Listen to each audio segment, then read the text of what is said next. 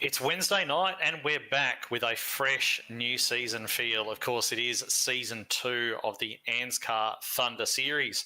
And we're here at Texas Motor Speedway for the Billy Hickey at Property Brokers 150.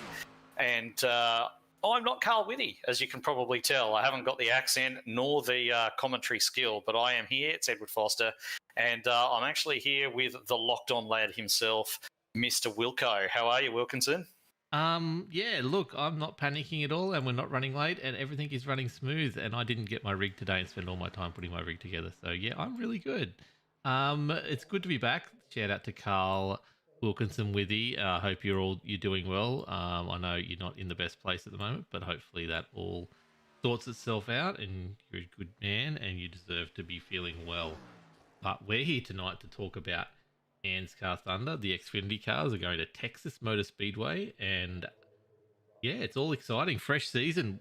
What do you expect from tonight, Edward?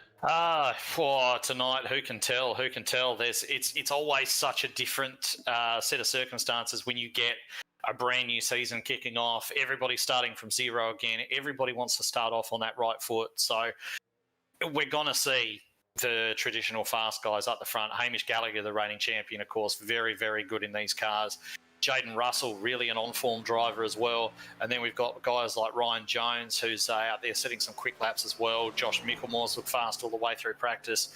You know, there are many guys with their hat in the ring for tonight, and they're all looking to get themselves off the best possible start for this new season. Yeah, definitely.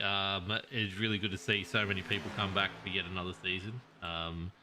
It's good to be back, being Locked On Lads TV, a second season. You guys trusted me again. I don't know why, but we're here with not as best, not the new overlay that I want to be showing you, but definitely a bit more of a new overlay, the one I tried to go mid-season with. But tonight we got about a 30-second lap here. As Skirley puts a big sideways action after and puts it into the wall, so we better move to someone else. What do you reckon about tyre wear and all that kind of stuff, Edward? Does Carl give me all the information I need to know? Can you be that person tonight?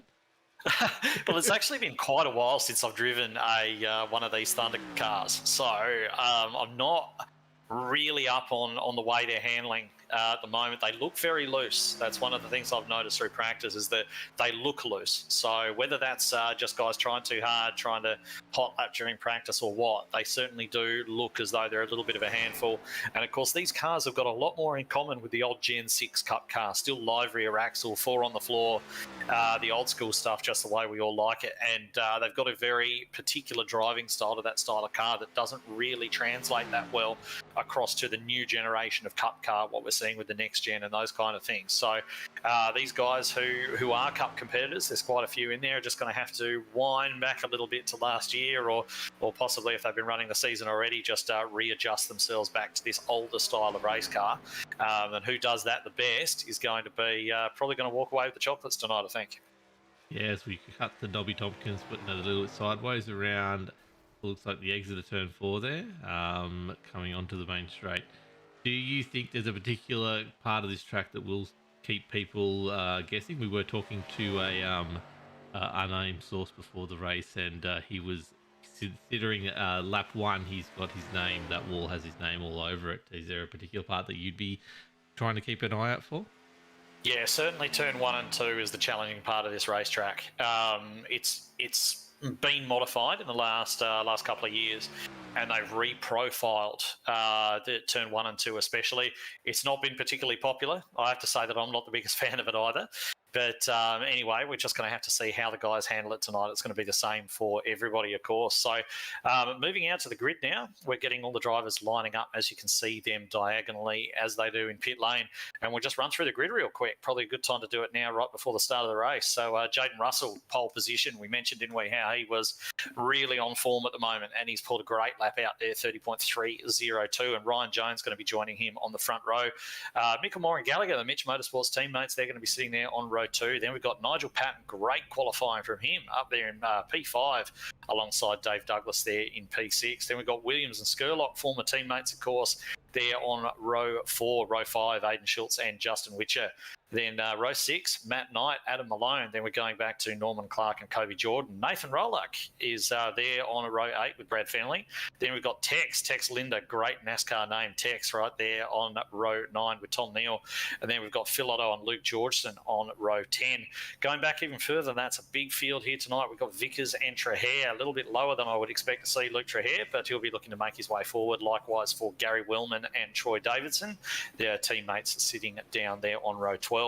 Then we've got Raymond Yeager, Mirko Dortnack, Steve Hoppett and Ruben Phelps. And Ruben was actually the last driver to set a time. We've got a few guys who didn't set times during qualifying, and they are Matty Raymond, Tristan Koch, Matt Hunter, Maxie Marshall, Noddy Tompkins, Brett Campbell and Wesley Closey, starting out of, I believe, the 35th position. So nice big field here tonight, and got to be a few guys looking to move up and a few guys trying to avoid falling down.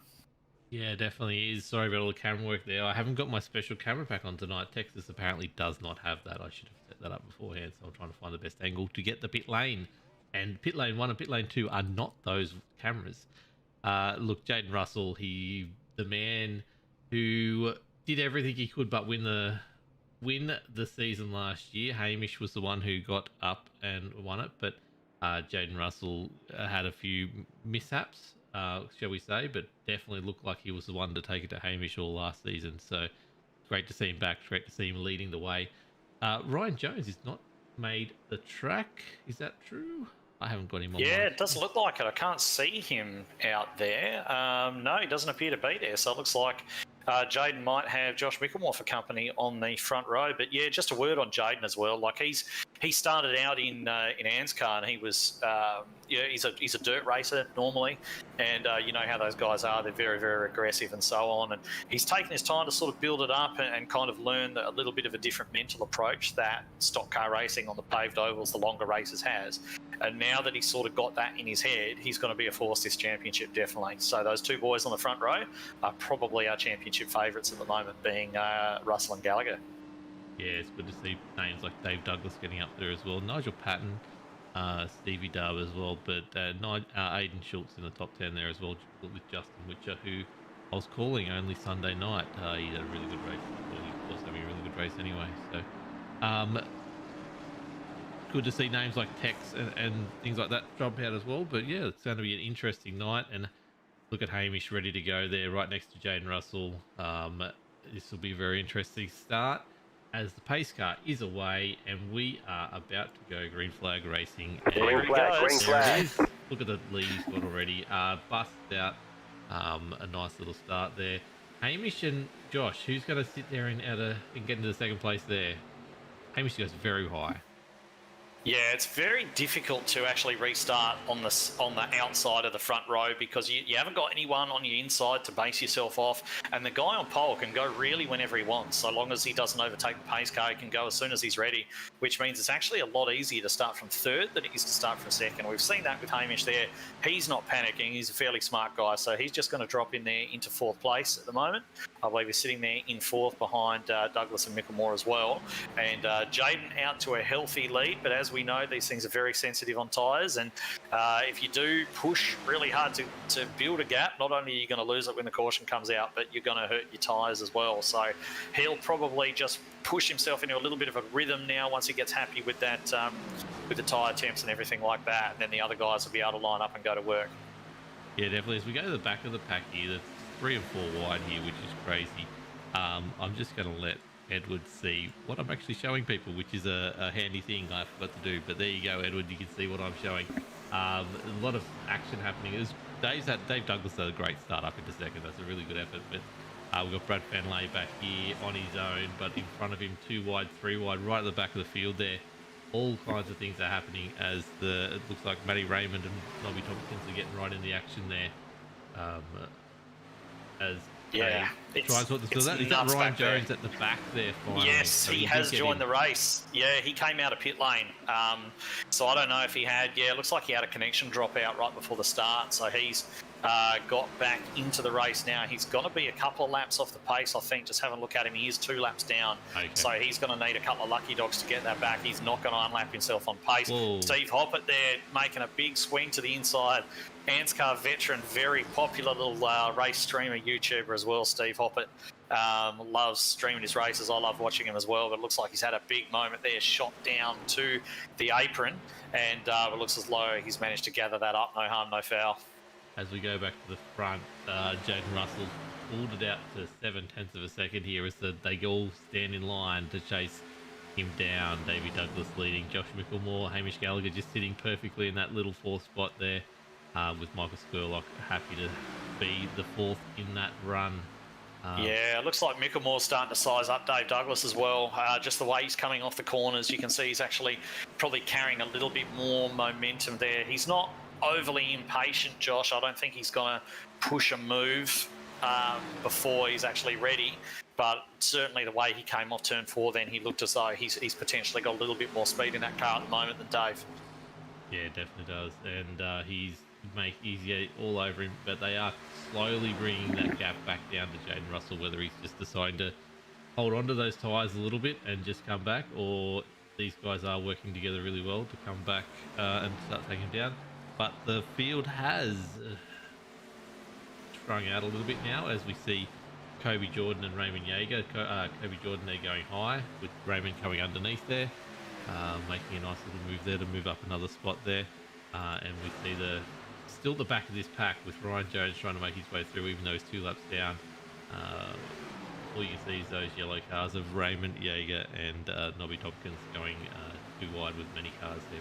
Yeah, Matty Raymond actually in that yellow and red car with his teammate Noddy Tompkins, of course. Yeah. Just keeping a bit of an eye on Ruben Phelps as well. We mentioned that he qualified down a little bit further than we expected him to do. He's slowly making his way up. He's just past Troy Davidson. He's up to 24th position now, and I'd expect to see him knocking on the door of the top 10 certainly by halfway through the race. I reckon he'll be up there. Yes, as we are 8 laps down into this 100-lap race, thanks to Billy Hickey and at Property Brokers, the 150 at Texas Motor Speedway. Josh Mickelmore is just biding his time, but it's down to under half a second now between Dave Douglas and Jaden Russell as they really come back and grab a hold of him. These top 5 have got a nice little gap then over Stevie Dub. He's sitting another half second back there and looking really well. We go back, we've got some action happening just in front of Phil Otto there. Luke Trahere and Gary Wellman, 2 people we named that were a little bit further down the field than they should be, just getting past Kobe Jordan there as well. Kobe's not having the best of runs tonight. He's down 3 places, but that's not a problem. The big mover so far will go to him now. Raymond Yeager is doing a great job, up 12 positions from 25th to 13th now, as you see a big long line of cars behind him as he tries to tack on to the front of Nathan Rolock. Yeah, he's done a good job. Yeager has come up a long way. And certainly there are guys jostling for position back there. I'd expect to see Matty Ray starting to make his way forward fairly soon as well.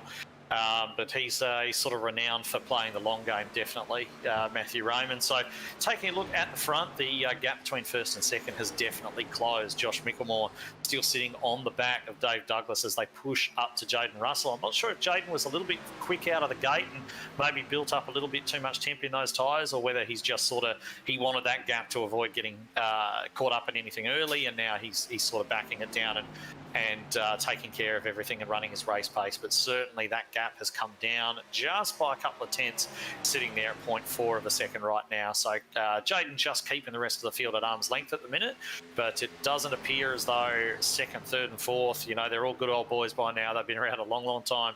In fifth back there, Skurlock, Williams, and all those guys have been doing this a while, as we see Mickelmore go for a move down the inside of Dave Douglas. He's got his teammate Hamish Gallagher right there with him, and they're both going to try and clear the number 10 there on the low line.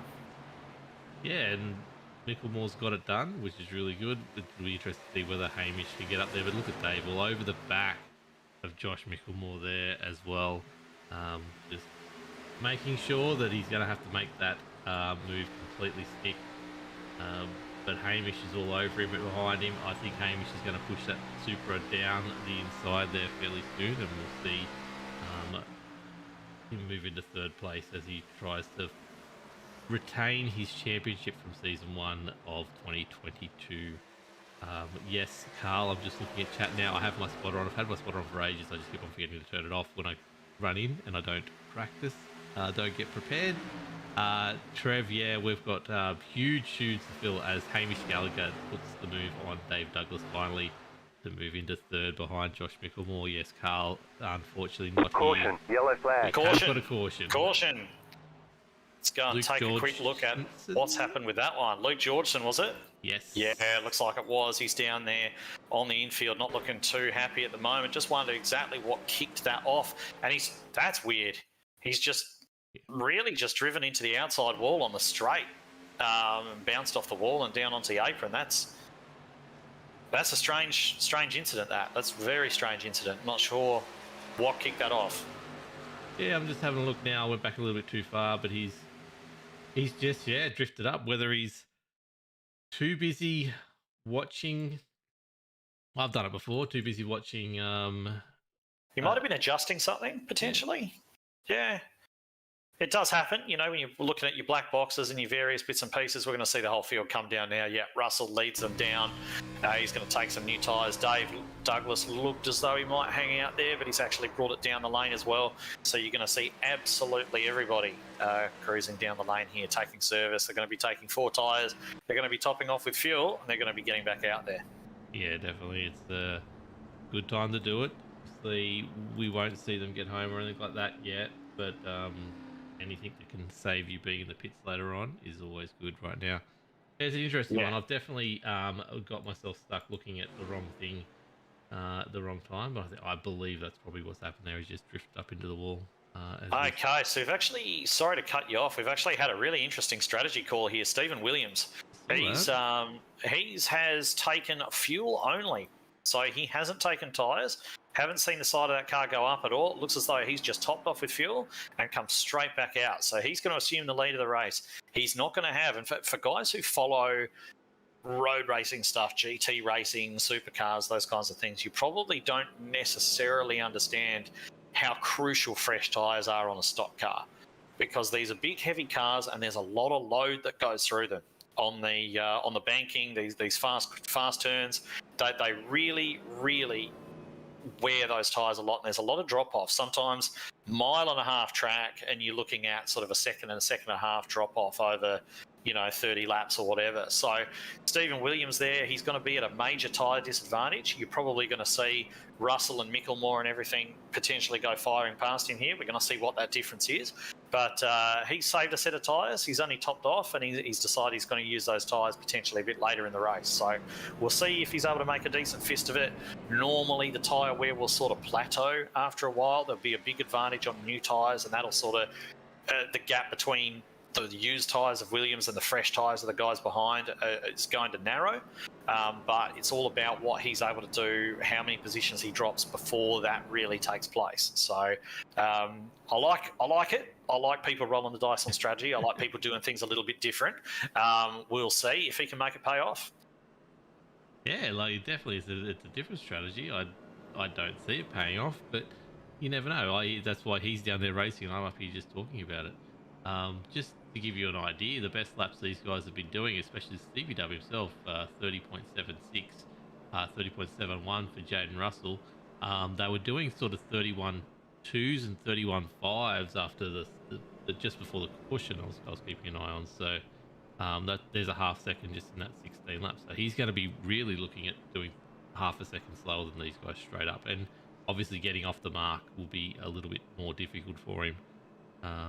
Being at the front of the grid, I guess he gets to make that decision though, so it won't hurt him too much, but we'll see. Will we get another caution straight away though? Yeah, I mean, it's probably related to the fact that there is a tyre set limit for this race as well. So you get 4 sets of tyres total, including the set that you start on. So everybody else now has only got 2 more changes coming up. So 2 more sets of fresh tyres they can take after these ones. Saver's still got 3. So if he's able to save those and they get a late caution, by that point in the race, everybody might be out of tyres. They might be on their last set already.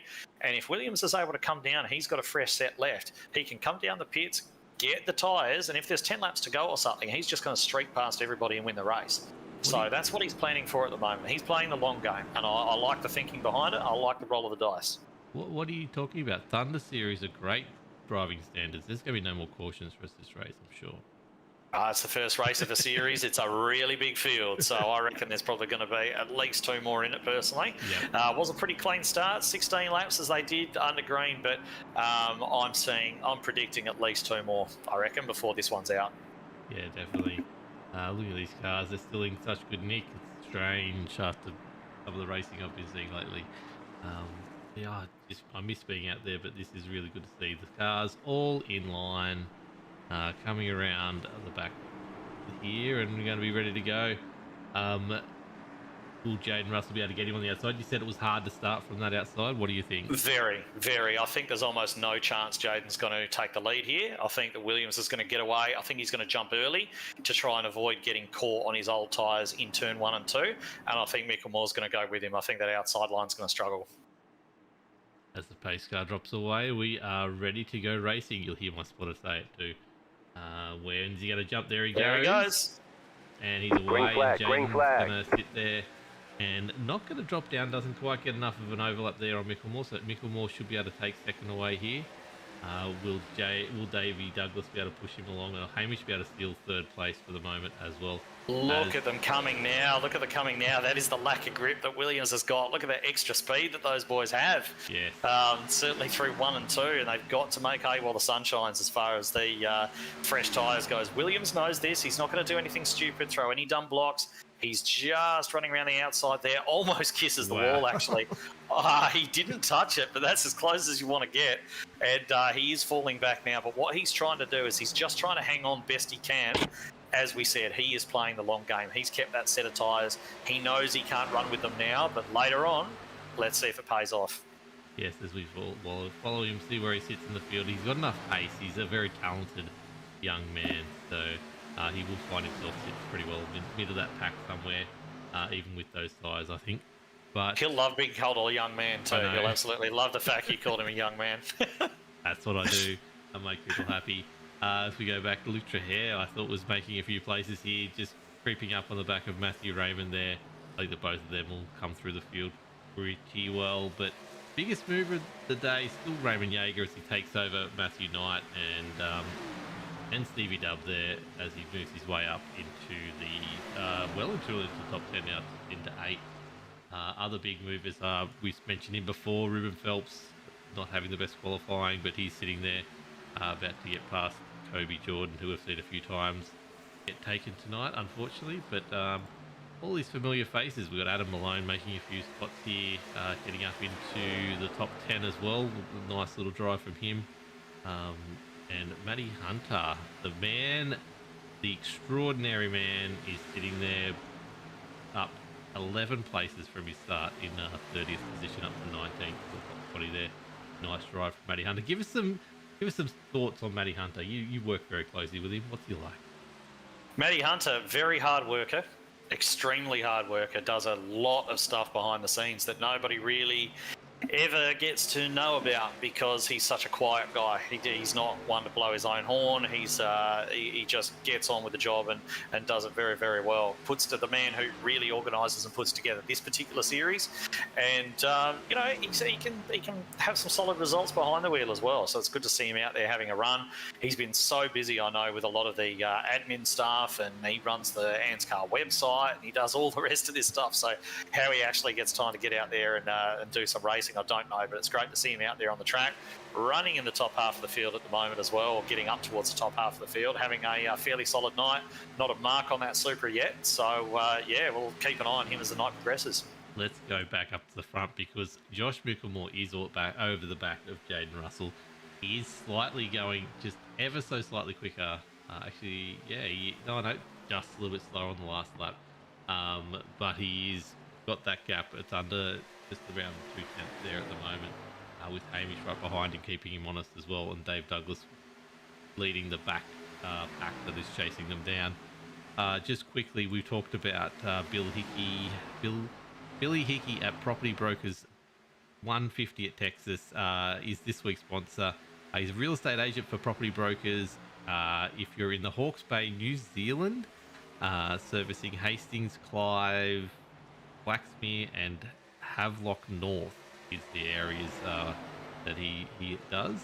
If you people want to get in touch, he's given us a mobile number. So, it's a business deal. Just as you say that, we just got to move for the lead. I'll get you to read that out a little bit later on. Yes. Josh Mickelmore diving underneath Jaden Russell. He got a really good run off a turn 2, but almost grabbed the wall. And he's just managed to carry that momentum through by running that little bit wider, a little bit less turn on the wheel, and slot down in front of Jaden to lead this race for the first time. He really looked like he was basically the same thing as what he was doing with Dave Douglas before. He just felt like he had that extra momentum. We've got a car on the bottom as well. Sorry, we've got a car on the bottom who's struggling there. Luke Georgeson looks as though he's had his second wreck of the night, unfortunately. And no, it's not even a wreck. I think he's just blown his motor and tried to get it back to pit lane, carrying a lot of damage there, obviously. Blown the motor, and that thing is going no further. So that brings out our second caution.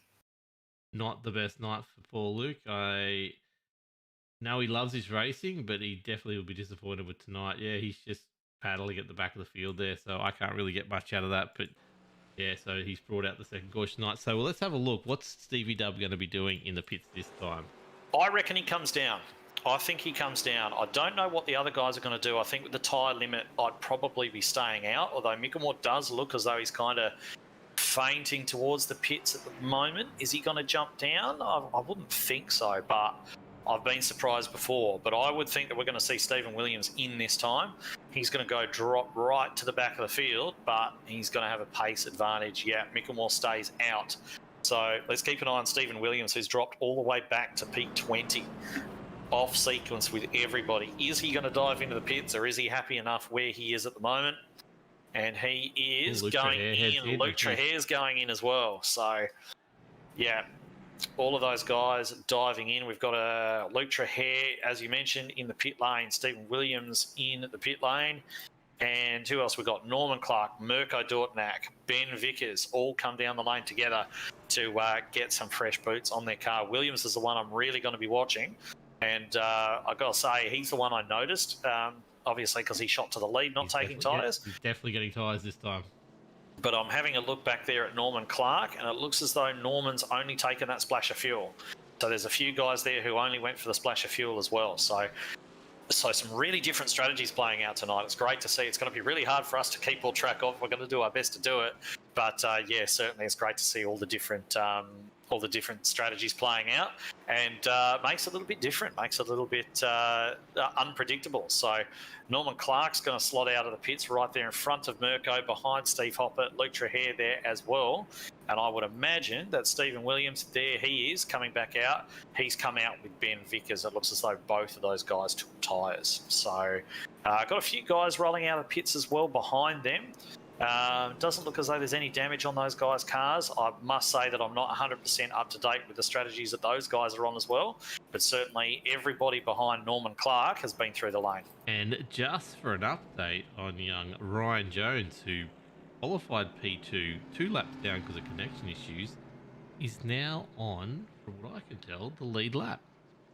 Well, that makes sense. He was 2 laps down. There's been 2 cautions. He's taken 2 lucky dogs, and now he's on the lead lap. So that makes absolutely perfect sense for him to be there. Is he coming in to grab another splash of fuel? There's a nice little strategy for you. It looks like he is. Yeah, why not? You're at the back of the field, so why not come in, get that, try and play a little bit of a strategy game. It might come in, might help you out later on if it turns into a fuel mileage race to have those extra couple of laps. As we see Ben Vickers do the same thing, although I'd say Ryan Jones has done his lucky dog and got on the back and this is just carrying fuel, but it looks like Ben Vickers might be either just touch up a fuel by the look of it. I think Ben took some tyres there, actually. Just taking a look at that. Yeah, it looked like, very hard to tell, actually. But that's his third stop now, so that's very interesting. Yeah, I think I saw the back of that car raise up, but it's a little bit hard to tell. But anyway, so varying strategies at play out there at the moment. Josh Mickelmore, your leader, from Jaden Russell. And, of course, Mitch Motorsports, which is Josh Mickelmore, Hamish Gallagher, they work very closely with Synergy, who is Jaden Russell's team as well. So I believe that they're not the same team. They're not teammates by any stretch. They race each other very hard, but they're also, I believe they communicate during the race a lot more than say Mickelmore would be with Dave Douglas, for example. Yep. Yeah, so they do work together to a certain degree, and I believe that Josh has sort of helped get Jaden up to speed with this style of racing a little bit. I could be wrong on that, but I believe that is the case. Both Murray Bridge boys, the two leaders up there, I'm given to understand. I know Mickelmore certainly is. And we're going to see those boys starting out there on the front row as they all form up 2 by 2 by 2 by 2. And we're going to go racing again at the end of this one. Yes, it's going to be great to see so quickly before all hell breaks loose. I was trying to promote Billy Hickey. Yes. 021 149 9464. Get your pen out. We'll do it one more time. 021 149 9464. If you are in any of those areas, Hawke's Bay, New Zealand, servicing Hastings, Clive, Flaxmere and Havelock North, or billy.hickey@pb.co.nz. Or there's a billyhickey.co.nz website if you want to go check all that stuff out. That's enough for the plugs. Let's get back into this racing. It's about to happen. Josh has the inside run. It's the same four that we've seen at the front for 28 laps now, or 31 laps now since the race started. Even top 5 really. Justin Witch has made himself up to 5th. Which is, or 5th, 6th it'll be. He'll be 6th. Yeah, he'll be 6th. I'm Great looking run at from him, actually. Board that's not really doing the best at the moment because obviously they're nose and tail to each other. So. Well, here we go. We're about to go green. When is Mickelmore going to jump? You'll probably see Russell jump at the same time because they will be in contact. Yep, they jump pretty close together. Mickelmore away really well. Russell away quite well as well, but he's going to have Hamish Gallagher looking down the inside there, and hard as ever to start on the outside of that front row. Maybe they weren't talking to each other on that occasion, but yeah, certainly Gallagher through to P2, and they're still too wide back there as they get the seal sorted out. Skurlock, he's just slid up in front of Justin Witcher, and Jaeger, Patton, Schultz, Ruben Phelps, Malone, they're all in a big pack back there, so they're going to get themselves sorted out. And, well, they probably won't get themselves sorted out too quickly. They're going to be running side by side by side and, yeah, trying to get the position off the other guy. Certainly you want to be on the bottom at the moment. Whether that's going to be the case for the entirety of a tyre run, I'm not sure. But definitely at the moment, the power seems to be with those guys who can get to the inside. Let's go back and have a look at Stevie Dub on the back of Luke Trahere and Gary Wellman as he uses those fresh tyres to full advantage. I'll be interested to see his lap times once he gets up to speed. He's closing in very quickly, as you see from the chopper cam on the back of Luke Trahere as Gary Wellman puts a move there on Norman Clark. Yeah, Wellman just down under Clark there, as you say. And, Williams not making the immediate headway that I thought he might make. But in any event, he's back there with guys that are potentially on new tyres as well. As we say, we sort of noticed the tyre strategy that Williams was on because he shot to the lead, but not sure if those other guys who are in there behind him took tyres as well. But I expected him to really be making waves and shooting up through the field, but he hasn't done that so far. So maybe he's just being a little bit nice to them, or maybe he doesn't necessarily have the speed on the new tyres that we expected. So we'll keep an eye on him. Previous lap was a 30.9, which was one of the fast, not as fast as Mickelmore and Hamish, but pretty much what it was about half a second quicker than anyone around him. But his last lap just gone is actually slower than the guys around him as he's down the inside of Luke Trahere, but doesn't quite have enough pace to get on. But Ben Vickers behind him, really putting on the pace and coming through the field, looking like he's got better tyres than Stevie W, even though we know they're on the same. Very interesting little strategy here. We said Ben Vickers trying to go around the outside here. Has stopped an extra time. He did grab that extra bit of fuel, so if he does come in, he'll be able to do a slightly... If we get a green flag racing anyway, he'll be slightly less in the pit than anyone around him, or even if it is a caution as well. Well, he won't. He'll take tyres. If there's any significant number of laps between now and then, he's going to take tyres anyway, so it's not going to save him a great deal of time. It's more a range-related thing. Yeah. If we do go green to the end, he's going to be able to run those extra couple of laps, which may come into play if fuel gets tight at the end. So he may not need to stop again where somebody else might. It's going to take a very specific set of circumstances for that to happen. But these things crop up more often than you'd think, and just sit somebody onto a perfect strategy. So don't rule it out. Yep. He's actually taken Stevie Dub and put a length on him already, and he's on the outside here of Luke Trahere.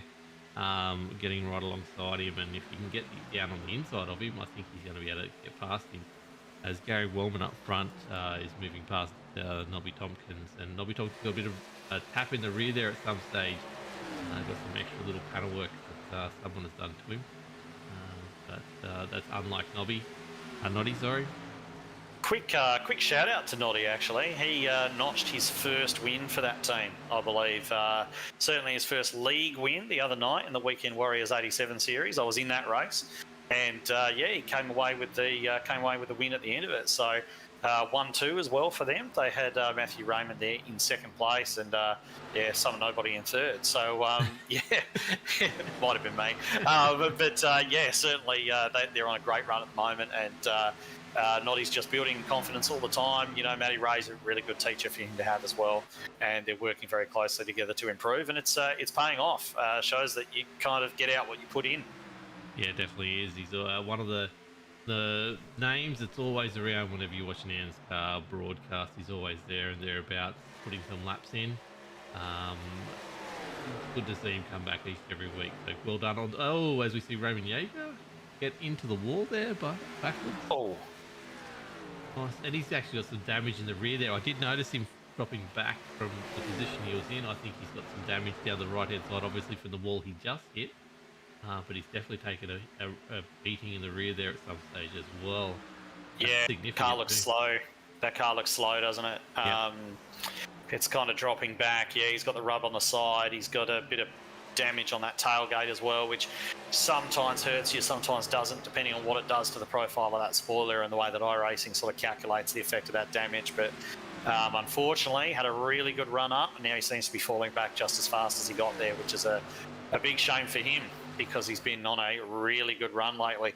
And speaking of being on a good run, we've got Troy Davison. He started in 24th place. He's up 15th at the moment, and paying the back end of the 080 of Kobe Jordan some really close attention there. So it looks as though he's got some decent pace in that car, Simboy's car, as he rounds up Kobe around the outside, slots in behind the 85, Nathan Rolock, and he's going to be the next target for him. But taking our attention back to the front, we've got this little breakaway of three cars up the front. Josh Mickelmore, Hamish Gallagher and Jaden Russell all running there together. Dave Douglas in fourth, a little bit in no man's land, just sort of sitting a bit ahead and a bit behind of everybody else. And then we look back to Witcher and Skurlock, who are running quite close company as well. So it's kind of spreading out at the front as the normal fast guys sort of disappear. But looking back, we can see Adam Malone having a look at Ruben Phelps. Phelps putting a little bit of a block on down there, and Malone having a look underneath. It looks as though Malone's got some pretty good pace in that car, and is putting some pressure onto the back of Ruben, who's moved forward the way we expected him to do, 28th to 7th. Yeah, definitely coming through the field. Matty Hunter was shouting about again, 15th. He's now officially in the top half of the field, as you were alluding to where he was heading before. That's a great effort from him, as Luke Trahere making his way back up after having that extra pit stop before. Of the people who've stopped twice, Gary Wellman and Luke Trahere, who have been basically behind each other the whole way, are the leading two cars on that second strategy. And I just wanted to quickly shout out to Raymond Jaeger's down to 28th, unfortunately, but the other person who I was trying to get that was seen to be going backwards a little bit was Aiden Schultz. He's just outside the top 10 again. I was looking, yes, there is some damage on the front of that car. So I'd say he has caused maybe some rear-end damage to someone.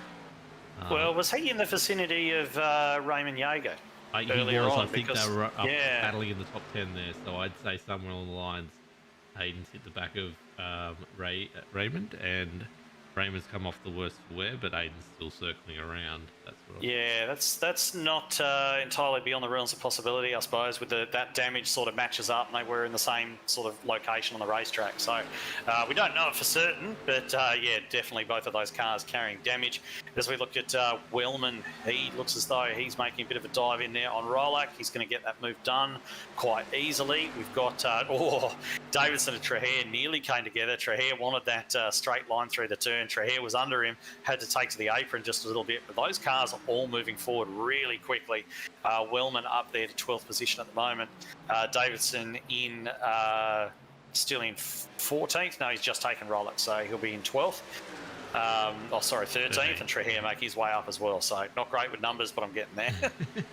So back to our second place starter. Brian Jones is picking his way through the field with our Ben Vickers up there as well. And Brad Fenley as well. So well done to these guys for coming through the field as well, as they both get past, or just about to get past, Norman Clark. Kobe Jordan's headed back there again, so he's not having the best of races tonight. He loses another spot, down 10 positions tonight. We were Stevie Dub watch before. He has got his way back up to 18 with that fresh set of tyres, so you can see now he's faster than, he's half a second faster than the 4 cars in front of him, right up to Aiden Schultz, 5 cars in front of him. So right. Previous lap. Maybe it's time to make moves. Maybe it's time he's going to start to make some moves and not make a liar out of me. We're talking about those newer tyres. But, certainly a lot to watch further down the field as far as guys coming through. Ryan Jones, of course, qualified on the first row and now down there in 22nd place. But he's been able to get the lucky dogs, get those time back. So his race really starts now. To start pushing himself up the field. Obviously had plenty of one-lap pace for the qualifying, and now we're going to see what he's like pushing forward over a race distance. It looks as though we've actually lost Steve Hoppett from the race as well. Not exactly sure why. There's a little bit of damage. Looks as though he might have rubbed the wall a couple of times. I've just gone back and had a quick look at that car before it got put away. And, he had a bit of damage on that car already. And then the wall out of turn 2 caught him. He slapped hard into that outside wall, down into the inside wall, beating the crap out of that Camaro, and limped it into the pits and taken it behind the wall. So unfortunately, that is the second retirement of the night, as far as I can see. And no caution, so well done on that. He was afraid of turn 1 when he came in, so well done on making turn 2 the problem. Very good effort.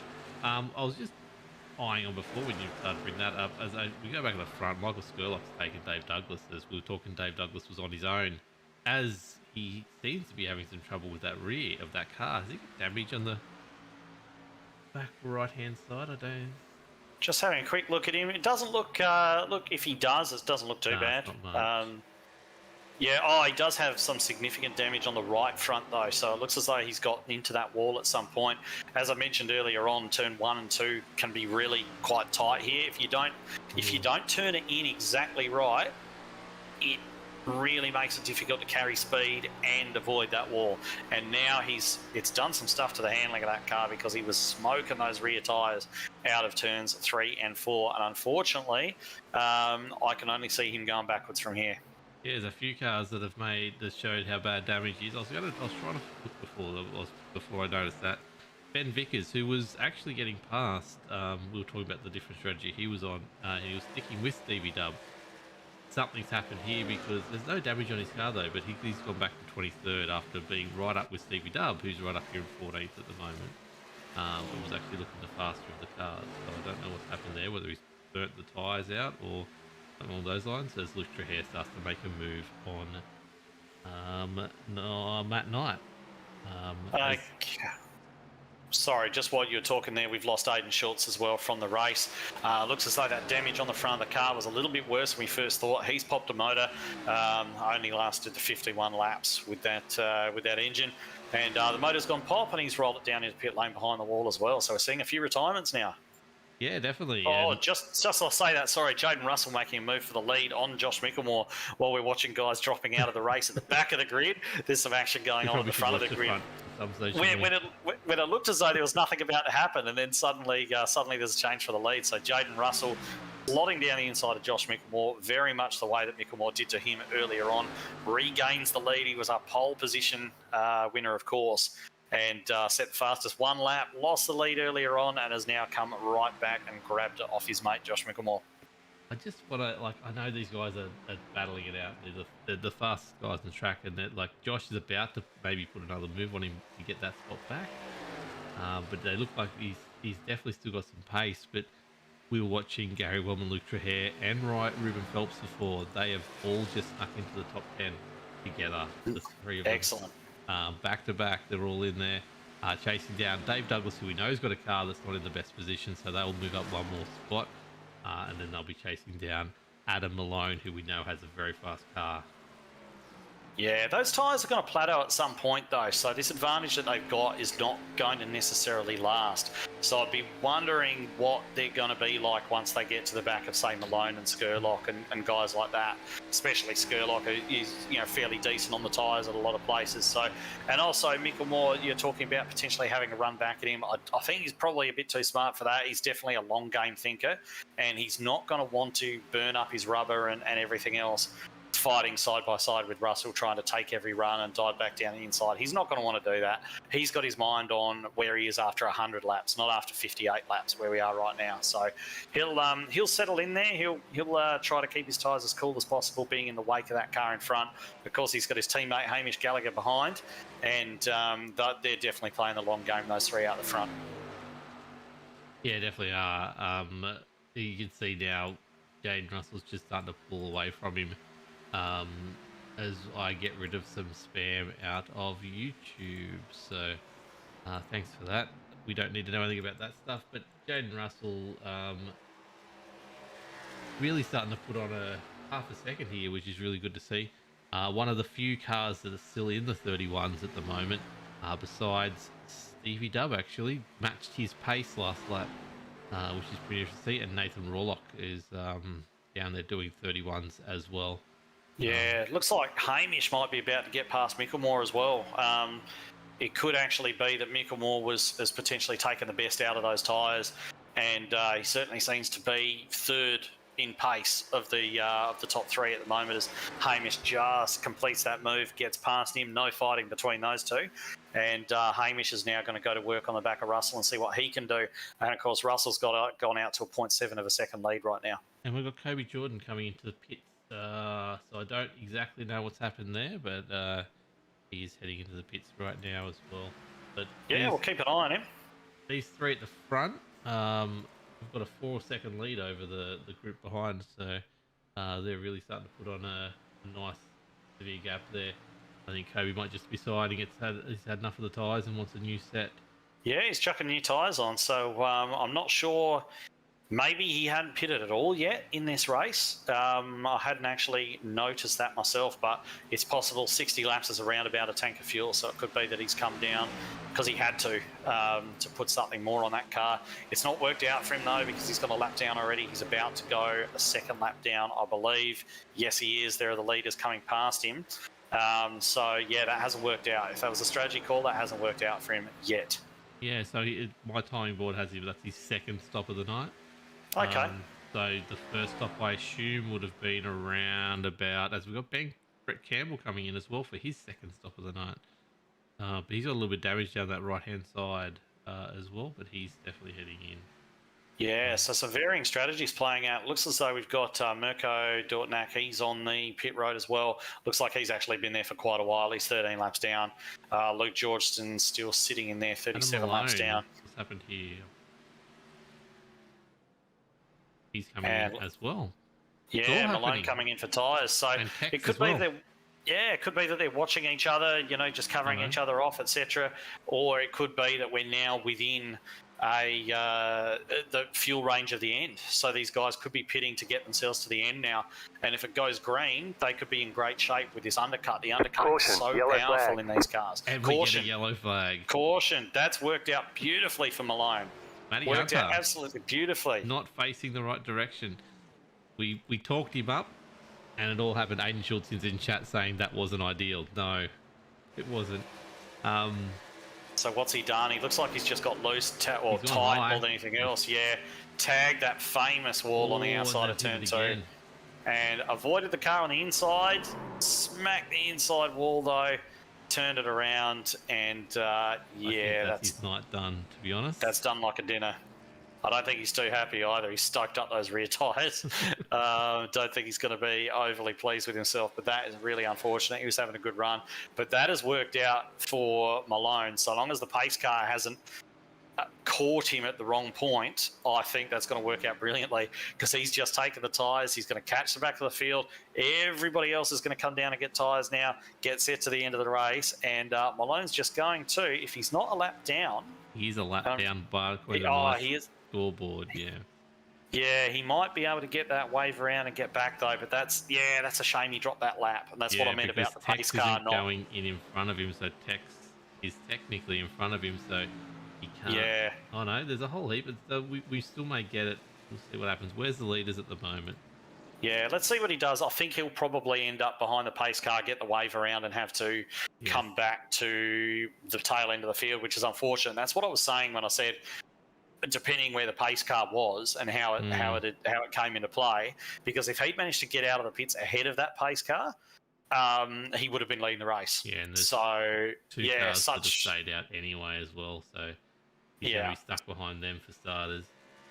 Yeah, such fine margins your race hangs on, but that could have worked out fantastically well. But either way, he's got his stop done. He's going to be good to the end.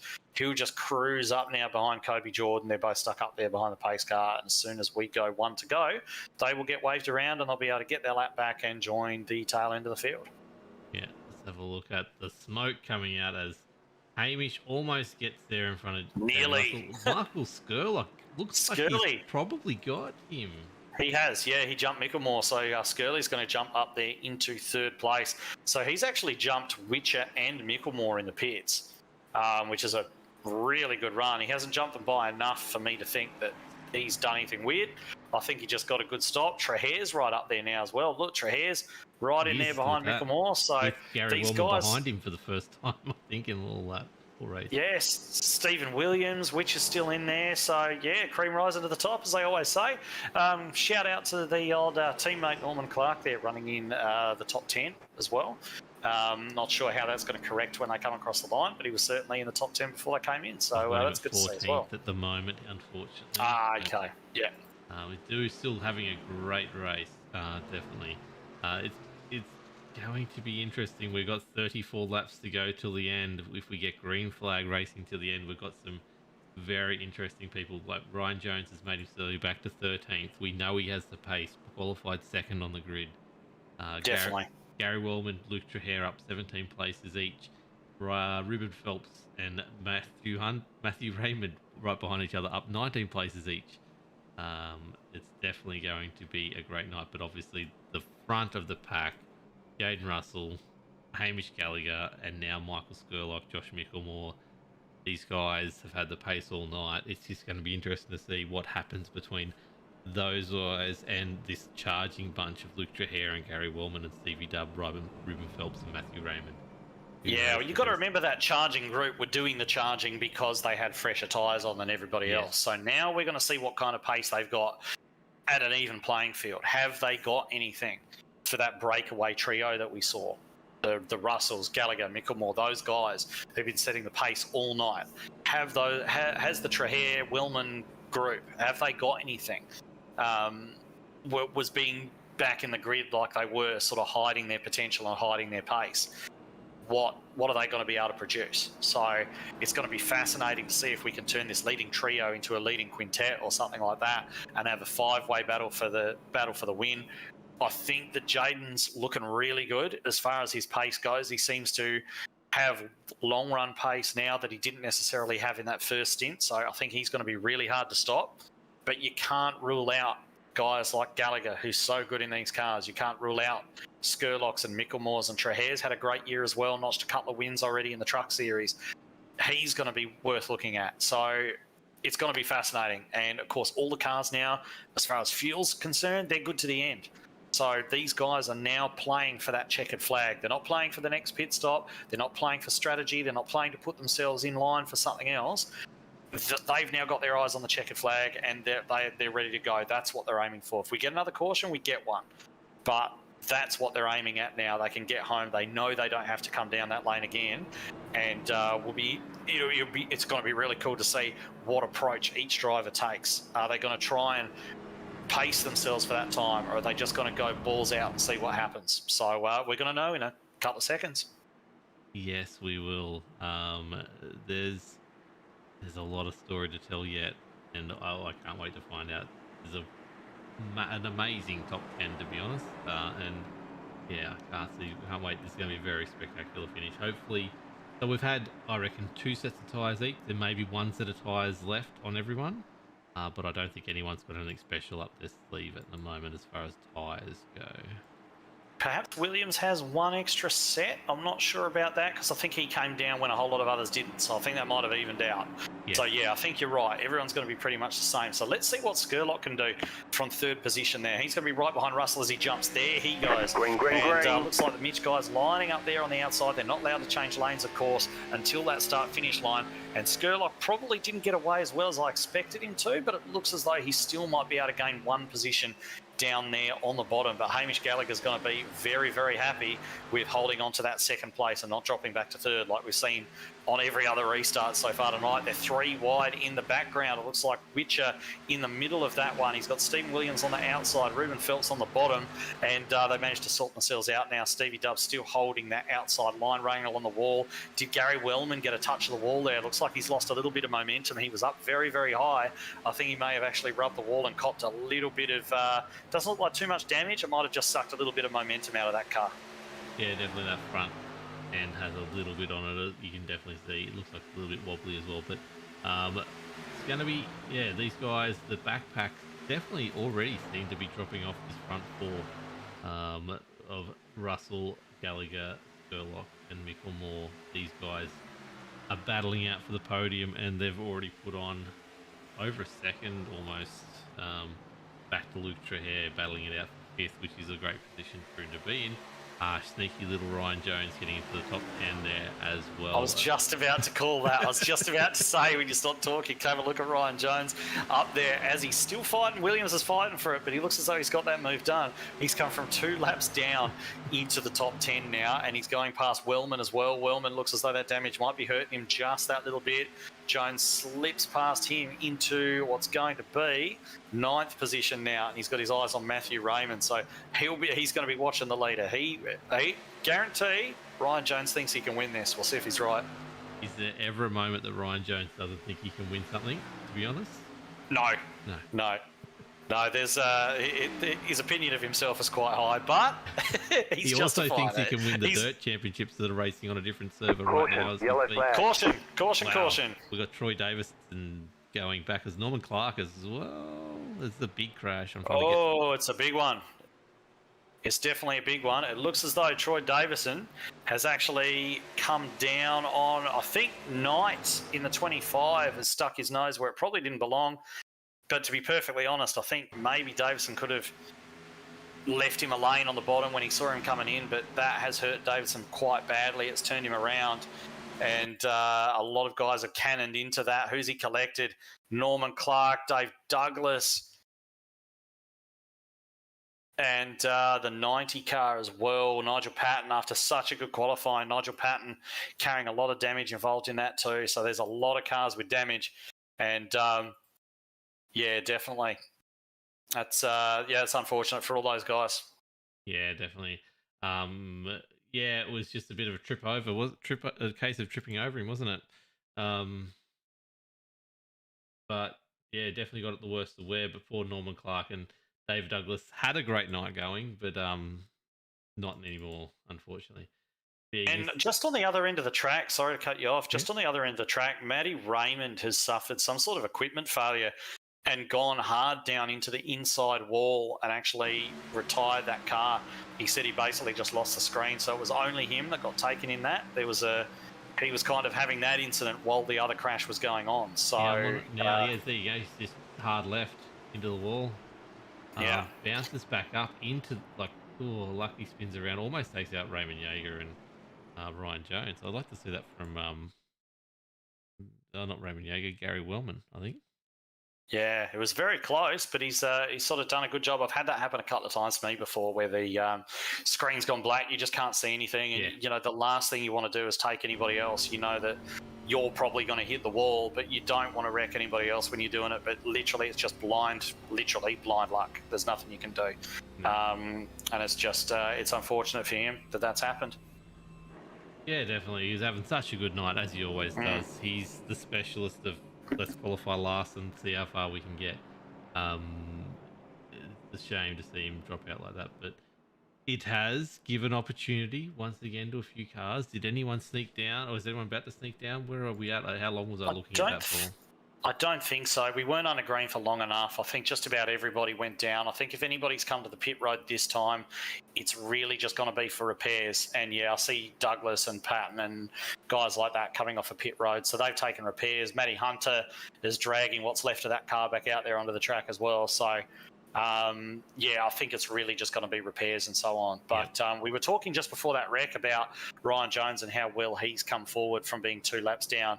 And he's sitting there in P8 now, having gained that position off the retiring Matthew Raymond. He's going to be up there behind Ruben Phelps and Luke Trahair, guys like that. So he's kind of getting now from where he was sort of picking off guys that he had a big speed advantage over. Now he's sort of getting in there amongst the guys who are they're in those high positions because they're very, very quick. So he's probably going to need to break out a little bit of that trademark aggression we've seen from him.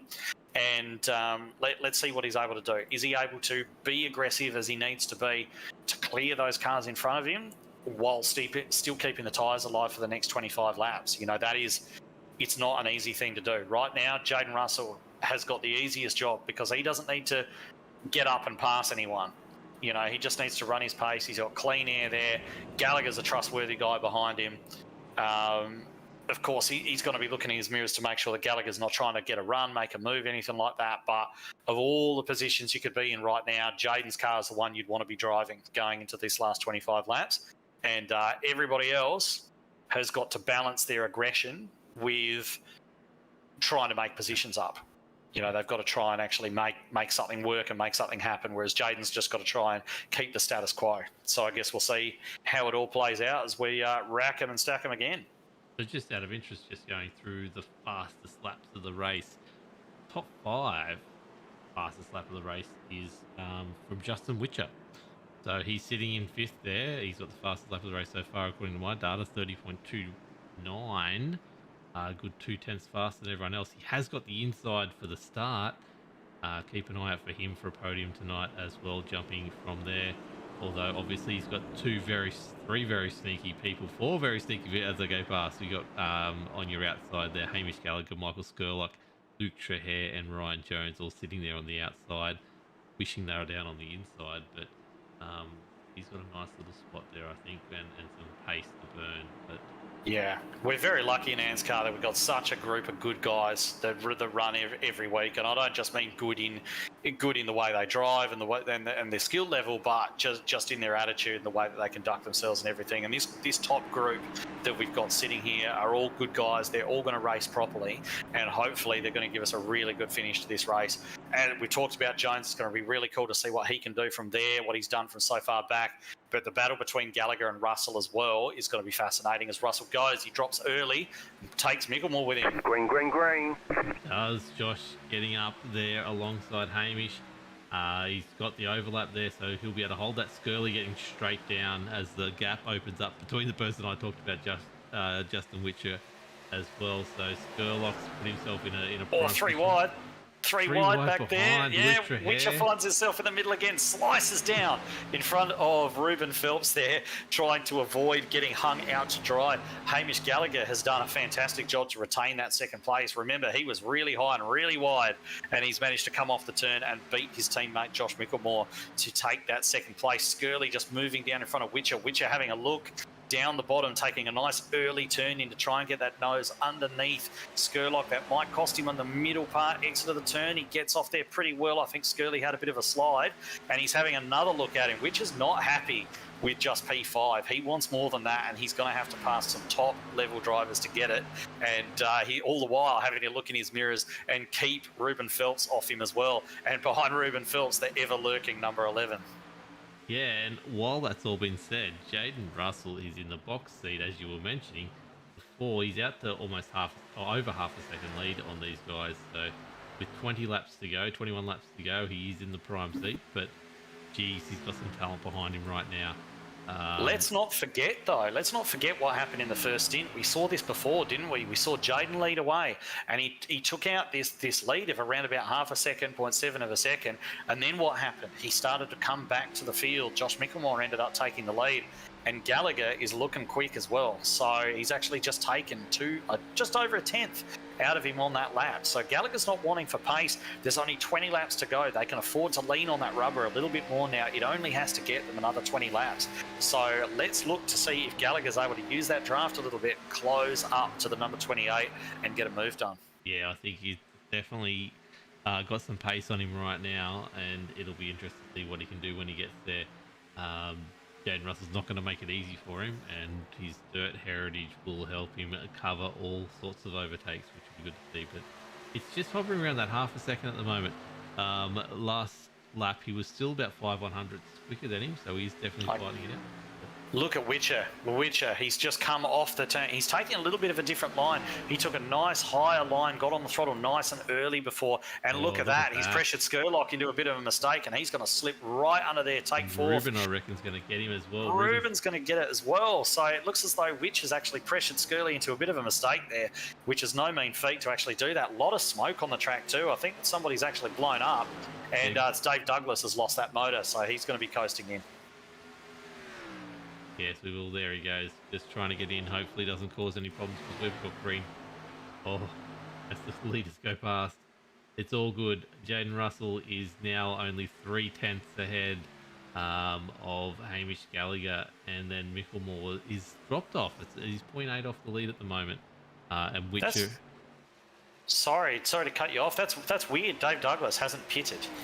He's just he bounced across the infield and I don't know if he made a mistake trying to get into the lane or what, but he's still circulating out there on the apron with a motor that's spewing smoke. Yeah, that's interesting, to say the least. So just from his hospital bed on YouTube, Carl Wilkinson Withy is saying look out for Witcher as well. The one who's not pushing ahead as fast as I thought he would be is Ryan Jones. He's just sitting there behind Michael Skurlock after that little bit of a fall Michael Skurlock has, but Jones looks like he's getting him lined up to take over that position from him. Probably the next corner as he gets right up on his bumper.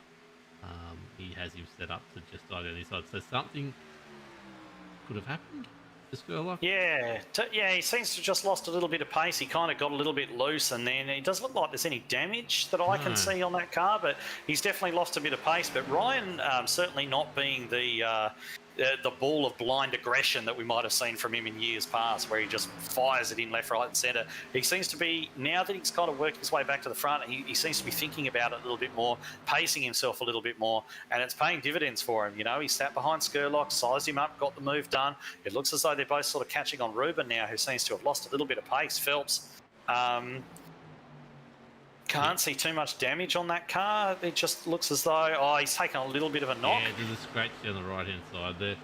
Yeah, Definitely. I'm not sure how much that's affecting him, but it's certainly enough for Jones to get a look down the inside there. Yep. And he's going to take that position. So that's going to be top 5 territory now for Jones. Is he going to be able to come from 2 laps down and bridge the gap up there to Justin Witcher, who's been running a real mean race of his own, to be perfectly honest? Front, we have Josh Mickelmore taking over the second spot from Hamish Gallagher. As you said before, happened at the start. Josh has some pace. Especially after a few laps when those tyres start to plateau, but he now has a 3/4 of a second to pull back on the leader, Jaden Russell, who has opened that gap up again, with Witcher just sitting in behind. If he can get on the back of Hamish, he's definitely still a spot for a podium here right now. And Ryan Jones tackling him down, opened up a gap on Michael Skurlock before there as well, as we got 12 laps to go in the Texas 150, brought to us by Billy Hickey at Property Brokers. Go check him out. He's a legend for bringing this race to us, because it's got everything. I want green flag to the end, guys. Don't do anything silly. I wouldn't mind a late rack and stack and caution, green wide checker or something like that to really set the fireworks off. But Josh Mickelmore made the move on his teammate there, as you mentioned, Hamish Gallagher, and Hamish is normally one of the best ones on his tyres, so I'm surprised to see him falling back, I thought, if anything, he would have had the ability to potentially bridge that gap up to Jaden. But it looks as though Micklemore's going to be the main threat now. He's definitely got some really good long-run pace in that car, and we're going to see if he's able to start chipping away at that gap. But he hasn't got long to do it. If he's going to do it, he's got to really start taking big swings at that gap right now. He hasn't got time to waste. Yeah, they're pretty much lapping at the same pace at the moment. In the top 10, there's no one who's really standing out. There's Ruben Phelps is definitely going slower than everyone else. But the fastest man on the track is Josh Mickleball, barely over Jaden Russell. As you can see in the background there, that gap between Witcher and Jones is just dropping. Last lap, 3/10 actually. Ryan Jones is the quickest person on the track right now. 3/10 quicker than Justin Witcher last lap. So he'll be right on his tail here with probably about 5 or 6 to go and be able to get past him maybe even the next lap or so. Yeah, with that pace advantage, he's not going to be able to hold Jones back. It's simple as that. If he continues to lose 3/10 a lap, then that's just not going to happen. Yeah, so 2.5 tenths last lap, so it's definitely closing. Yeah, he'd be best served probably just allowing Jones to slip past, dropping back into that 5th position and focusing on keeping Skurlock back there. Whether he'll do that, I don't know, but that's probably going to be the best for his race at the moment to actually do that. Meanwhile, Micklemore has actually dropped back ever so slightly from Jaden Russell. Yeah. So Jaden doing everything he needs to do at the moment. Yeah, this is where 8 laps to go. This is where the battle is. Skurlock and Luke Trahair behind there battling it out for 6th place, but I think Skurley's got him covered. And Stevie Dub, as we talked about before, the strategy he had is going to see him sit in 8th position. Ruben Phelps probably 9th with a little bit of damage there on the front end. Looks as though Trahair's got a run on Skurley as well, just while you're saying that. Sorry, Trahair got a... I'm not sure if Skurlock nudged the wall again, but yeah, it certainly looks as though Trahair's got that pace. He's going to slide through on the 350. As I say, he wasn't going to get him. He does. Look at that. Yeah. And Stephen Williams, for all the up and down and different tyre strategy and everything like that, sitting in 8th after starting 7th. You know, you kind of think to yourself, you may as well not have bothered. But yeah, it certainly was entertaining. The yellow flag is out. You got what you wanted. Phil is stationary on the track. I didn't want it to be Phil. He was up in 13th position. I wanted a caution, but I didn't want it to be Phil Otto. Here we go. We are going to get it's going to be basically green-white checker, isn't it? Oh, just about. Matt Knight's at the wall in front of him. Has anyone got any tyres left? Oh, he gets a tap there from the Monster Energy car. And which also Malone spins as well. Almost gets himself bogged on the track. But here we go. Gets himself back out. Let's have a quick look at that again. I want to see from the chopper and see if he moved down or it's just a carryover of speed difference. He's just... No, Malone's just cleaned him up. Simple as that. And Matt Knight's been taken out in that process as well. Yeah, that's unfortunate. Otto was having a great race up there in 13th place, top half of the field. And it just seems as though, yeah, Malone's just running there a little bit harder than... so it all came back to here. Yeah. This is the point where it actually started, because you watch here Matt Knight come out of this corner here. He's already got some work done on the outside, but he actually gets into the wall here, which then checks these two up, and Malone just gets a run and just has a bit more speed because of that. And just all right, we've got a few guys. Everyone's coming down the lane, so everyone's got another set of tyres. Who will stay out? Anyone's going to roll the dice? Trahair stayed out. I think I saw the 43. Yes, I did. Yes, you Luke did. Trahair is going to stay out. So he was running. Where was Luke Trahair running? He was running... Sixth he was up to. Yeah. Yeah. And who else have we got up there with him? So Noddy Tompkins. Noddy. He's rolled the dice, staying out.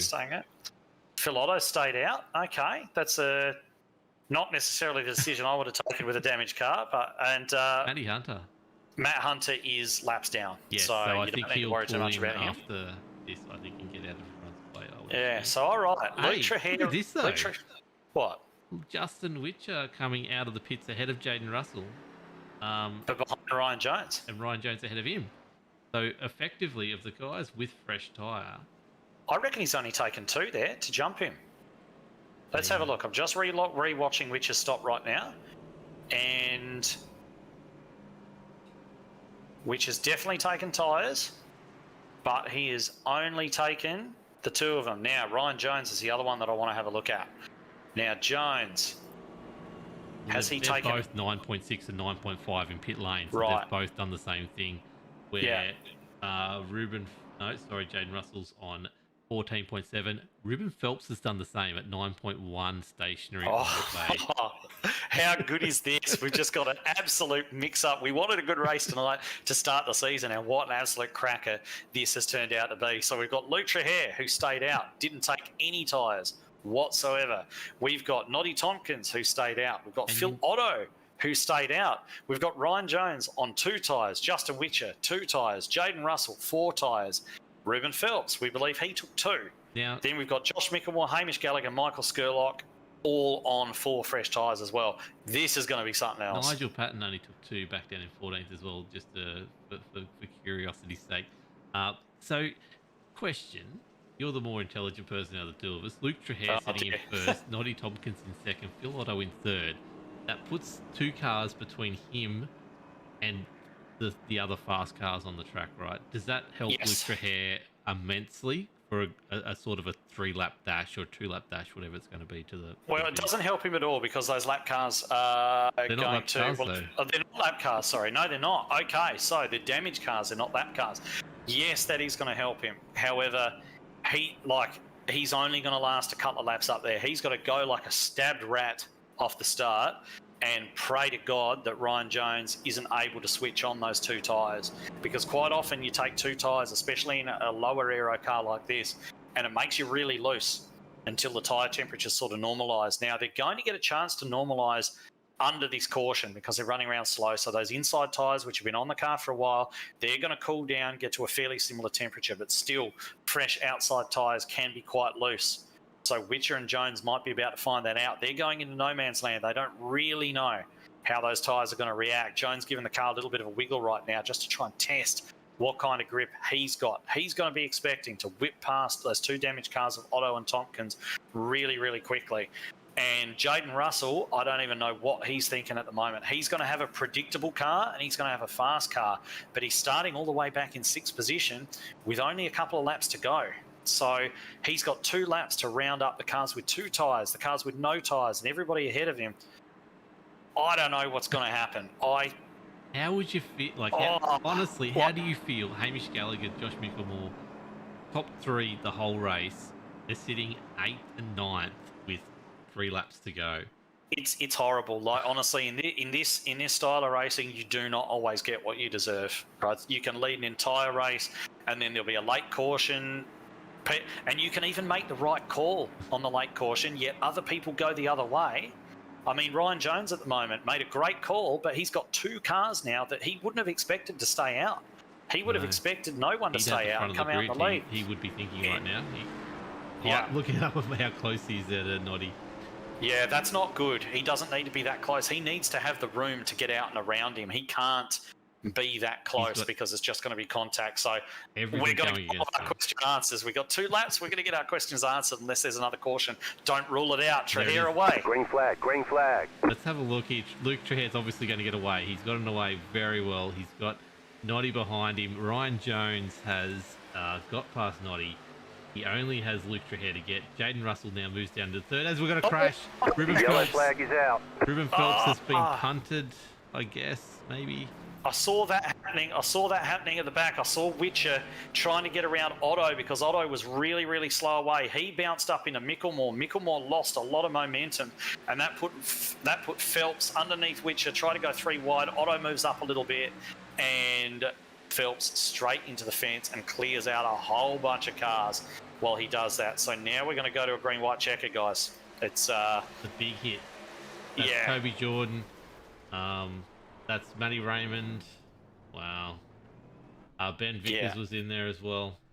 And that's often what happens. You know, it's you've got 2 laps to go.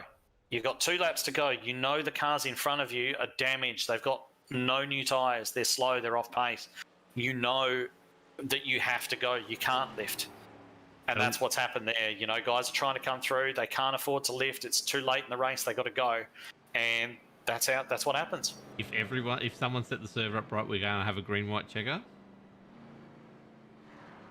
Hopefully. Yes, we have 1 green-white checker. So that's coming. So we're going to have, when we go green, 2 green flag laps. Oh, sorry, Nathan Rawlock, not Matty Raymond. My bad. I was calling it blind. Yeah, Matty Raymond, of course, long out of this race. But Luke Trahere, he's starting there with no fresh tyres. He's starting there first. He's starting with Ryan Jones on 2 fresh tyres right behind him. And Jones looked as though he had a good turn of speed there as he went around the outside of those 2 damaged cars, just flew around turns 1 and 2 and took those guys on the outside. So he's actually in a really good spot right now to come from 2 laps down to potentially winning this race. Wouldn't that be something to start off the season? Jaden Russell, let's not forget, he's probably been the form driver all night. He's sitting there in 4th position. He's got 2 laps to go, and he has got 4 fresh tyres. He is the first car with 4 fresh tyres, and he has got pace to burn. And let's keep this in mind. He's going to be starting on the outside behind Ryan Jones. That means that Noddy Tompkins in that slower, damaged car with no fresh tyres, Luke Trahere in that slower car with no fresh tyres, he's not going to be behind either of those guys. It's as much to do with who you start behind and who's in your lane, because remember, you can't change lanes until the start-finish line. So he's got a fast car ahead of him in that lane, and he should have more pace than Ryan Jones, because he's got 4 fresh tyres. So don't count Jaden out. Don't count Jaden out at all. He can get this done in 2 laps. He was really making an effort, really making a good charge for the half a lap we had green there. Yeah. I was just about to comment on it when I saw in the background Ruben Phelps flying, spinning around like a twister. Hamish Gallagher's the one that's going to get caught out there because he's right behind Noddy, and then you got Skurlock up behind Phil Otto as well. So so Hamish is going to struggle here because he is behind a car that we expect to get away quite slowly and be quite slow through turn 1 and 2 just because of the condition of that car and the condition of the tyres on it. Can Trahere hold this off? If I was a betting man, I'd say no. He might have done it if it stayed green, but now I think it's probably going to be a bridge too far for him. It's all really going to depend on how those tyres of Ryan Jones go. What kind of balance is he going to have on that car once those tyres sort of get up to temperature? Those 2 fresh outside tyres. Is it going to be too loose? Is he going to hit a seam in the track? What's it going to do? We don't know. And Jaden knows exactly how his car's going to handle because he's been taking 4 fresh tyres all night. Exactly. So the winner, I think, is going to come from either Jones or Russell. Which one of those it's going to be, I couldn't possibly tell you. Take yourself back 100 laps, Edward Foster. You just called, okay, these guys were first and second on the grid. I don't know what's going on. There's lots of sounds going on. He is still there, Edward Foster. Yes, I am still here. That's weird. I don't know what's going on there, but okay. These guys finished first and second in qualifying. Unfortunately, Ryan Jones didn't start the race 2 laps down. Did you think you were still going to be calling it's either going to be out of Ryan Jones or Jaden Russell at that stage of the race? After I saw Ryan have that disconnection, I didn't think I'd be calling him for the win necessarily. But, I mean, if you had a look at the starting grid and you had a look at the grid we have now, we'd go, well, what's happened in the race? Yeah. What's happened? I mean, Trahare's moved up a buttload of spots, but apart from that, what's actually happened? But there's been so much happen. There's been so much mixed strategy. There's been so many comers and goers throughout the night. You know, we've still got, let's not forget, we got Stephen Williams in there in 7th place. We've got Justin Witcher still back there. Mickelmore's still there. You know, we haven't talked too much about him, but he's still there. Phil Otto's there with that busted up car. He's going to be hanging on for dear life. So quickly, I've got some chat I really need to get to before we start. Go for it. So Carl has picked Tompkins to win with Trahere and Jones full wreck. That noise I was hearing before was actually Patrick Sanders doing 50 stars on Facebook. Thank you so much, After Dark Sim Racing, for the win. Okay, well, interesting calls there. They're not the ones I made, but I've got a history of being wrong. So we'll see how it turns out. Could Noddy get this victory with that damaged, busted up car? Who knows? But we're about to find out. We're going to know in a couple of laps. There's only one green-white checker. If they wreck again, it's over. When does Trehair drop the hammer? It's got to be early. He has to go early, and he goes early. Off he goes. Probably not as early as he might have, but he's gone. It looks as though Russell got really sideways or something there, and there's been a wreck. That's it. Trehair's got it. Trehair gets it. Noddy gets a podium, and Ryan Jones gets second. That is an anticlimax for the ages, unfortunately. Jaden Russell actually, I think, got sideways off that start, collected Hamish Gallagher and Stephen Williams. Just lit up the tyres. Nothing. That's unusual because he was on the 4 fresh tyres and he lit them up.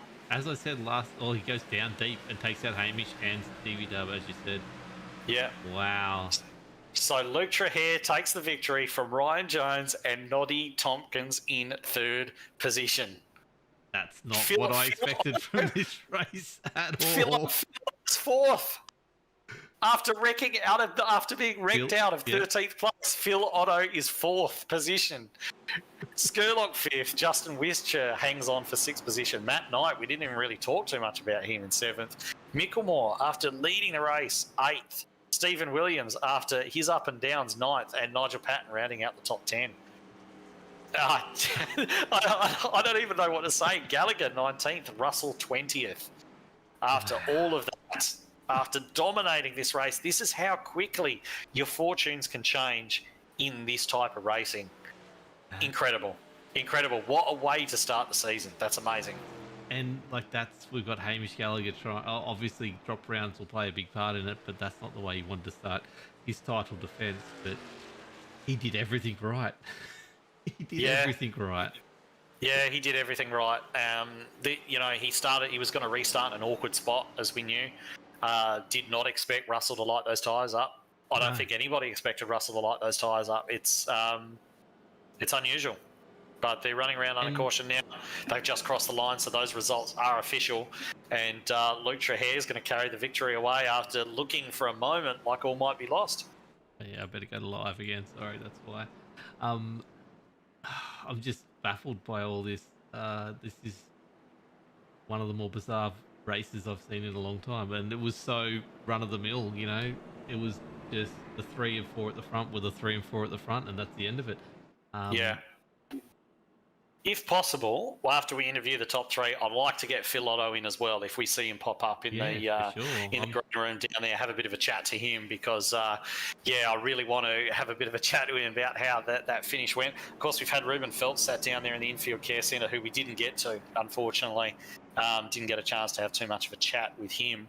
Unfortunately, getting involved in something towards the later stages of the race. But wow. What a way. If the remaining races are anything like this one, this is going to be an absolute ball tear of a season.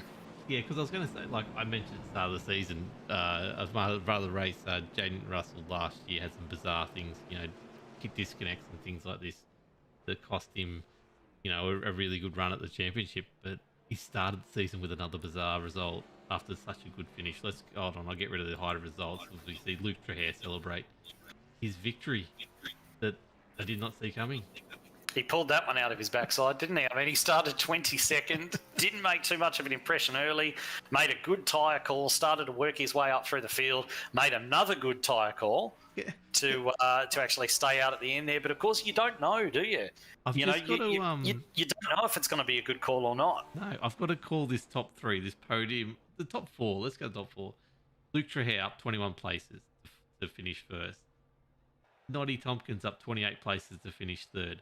Ryan Jones hasn't moved. He started second, finished second, but he started from the pits 2 laps down to come second. And Phil Otto up 15 places to finish 4th. I'm over it. I'm done.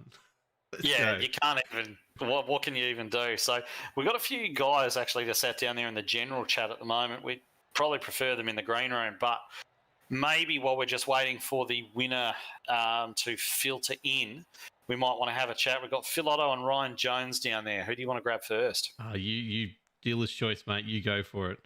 All right, I reckon I'm going to pull Phil. Let's have a quick chat to go. Phil Otto, shall we?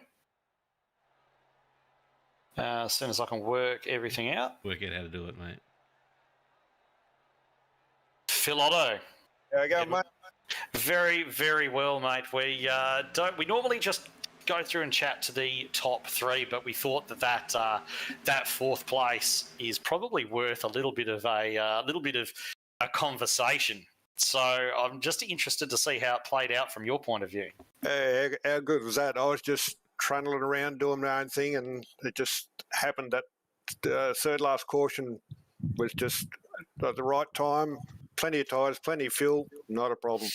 And then that second last caution, someone just ran straight over me. I don't know who it was, no idea. Well, we were actually taking a look at your race as it sort of progressed, and obviously that caution you got involved in, where you got hit from behind. Yep. And I'd actually been saying to Wilco that I wanted a late caution. You know, I wanted something to bring everyone back together. And then when I saw you were involved, I'm like, no, I didn't want to be involved. You know, you're having a good run up there in 13th place at that time. So what was the line of thinking that said, okay, my car's damaged. What I'm going to do is I'm going to stay out and see what happens. What was the line of thinking behind that? Because I don't think there's too many people that would have made the same choice, but you did, and you wound up with P4. What could go wrong? I finish a lap down or get a top 5. Choice is easy, mate. Just stay up there. Even if they passed me, I'd still get it. I don't think I would have gone back as far as what I was. So... Just the clear, rational thinking that experience brings you, I suppose. No, I wouldn't go so it's clear, but Well, that's fantastic anyway, mate. I don't think there'd be a person out there that would begrudge you that finish, certainly after the race that you ran. And of course, if I'm right in saying you've come back now with a new team, formerly of DPR, of course, now with Kinetic, yep. And things have been going pretty well for you. Yeah, they haven't been too bad. I've had a few life things going on with the wife, but you know that's just the way it is. So, and now hopefully we're back racing, so having some fun. Fantastic. Well, everybody's happy to see you back. You're one of the good old boys of ANZCAR, been around for a long time with all of us. So great to see you back on the track. Great to see you get a good result out of tonight. And is there anyone you want to thank before we let you go?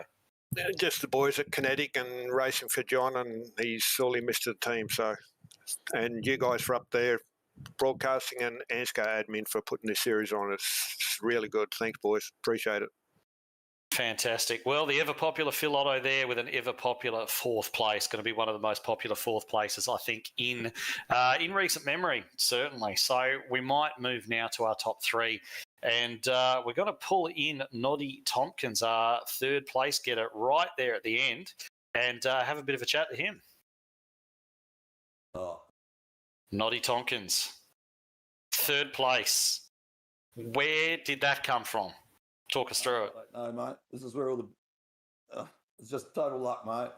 When they went into the pits for that last one, I was sitting about 20th, and then I thought, well, there wasn't that many laps left. As long as 20 dudes don't pass me, I'll be all right. And so I just stayed out, and yeah, the rest is history. Just fluked it, mate. But yeah, best result for me. So yeah, I'm happy. Beautiful. Yeah, well, I mean, it certainly paid off. I mean, we were just talking to Phil Otto about the same decision that he made to stay out at that last caution, or last couple of cautions actually, and how much of a, I guess, when you see all the leaders going in and deciding to stay and everything with a little bit of damage on the car, a brave choice, but one that paid off. So, I mean, we did mention during the broadcast your win the other night in the 87 series with Weekend Warriors. And now you come here and back it up with a P3. So, rich vein of form, mate. Are you going to carry it on? I just need some more luck. The 87's race, I don't know how I won that either. So, neither do I, but moving on.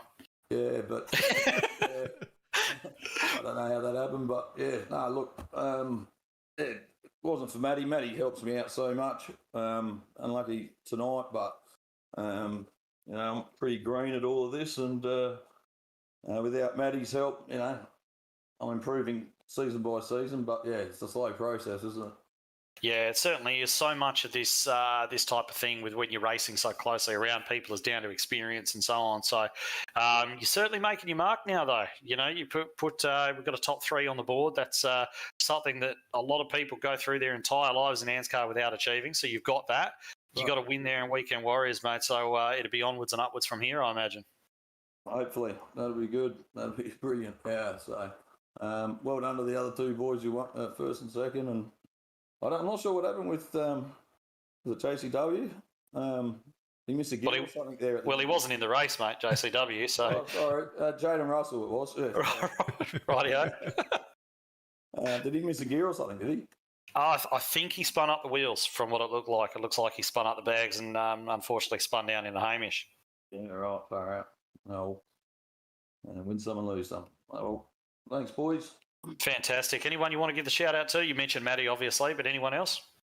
Scott McClay, Mechanical, and John from Mobile Brake and Mechanical as well. And obviously my teammates. So thanks, Matty, and thanks you boys, mate. You guys do a great job. Great stuff, Noddy. Great to have you up here, and I hope we see you again. Thanks very much. Thanks, boys. All right, so I guess it's that time where we have to talk to Ryan Jones, don't we? We do. We do. We can't get away from it. We have to. Everybody, please stick with us. We'll endure this as much as we can. I'm kidding, of course. Ryan Jones going to be our second place getter. As soon as I can actually drag him up, I'm just struggling a little bit with my Well, I can't get his name on the screen. I can get his car, but I think because he didn't start the session, he's not in here. All right. You can do it. There he is. Look at that. There Ryan he Jones, is. congratulations on a second place, mate. How do you feel? Oh, I feel like the win's been stolen. That is the most Ryan Jones answer. Started second, finished second, comes from 2 laps down all the way back up to P2, and he's complained that he didn't win. That is the most Ryan Jones response I think I've ever heard in my life. Oh, come on. I don't know. Deep down, I'm happy. I'm happy to, finish on the lead lap, let alone second.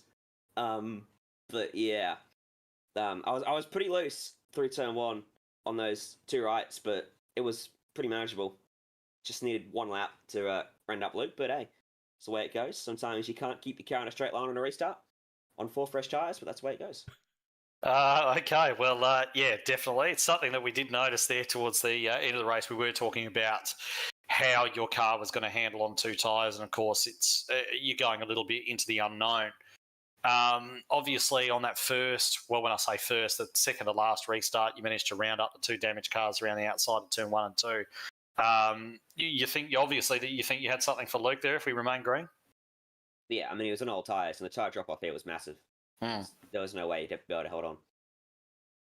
Yeah, so talk us through the that last pit stop that you actually went. You've gone for the 2 tyres. Most of the lead drivers took 4. What was it, knowing the tyre drop-off the way it was, what made you choose to go for the 2 rather than the 4?